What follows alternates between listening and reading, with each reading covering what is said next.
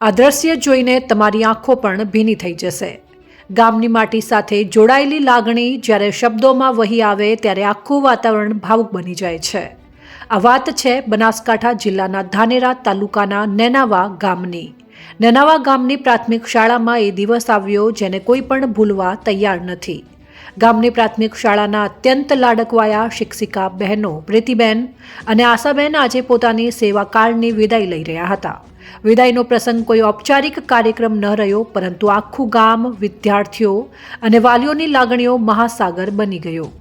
શાળાના આંગણમાં બાળકો રડી પડ્યા। ગામના વૃદ્ધોથી લઈને યુવાનો સુધી સૌની આંખોમાં આંસુ છલકાયા। શિક્ષણ માત્ર પાઠ્યપુસ્તક પૂરતું નથી।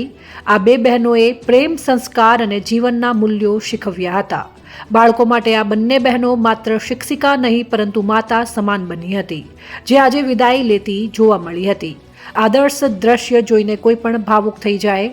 શિક્ષક અને ગામ વચ્ચેના અતૂટ બંધનની આ જીવંત ઝલક હતી।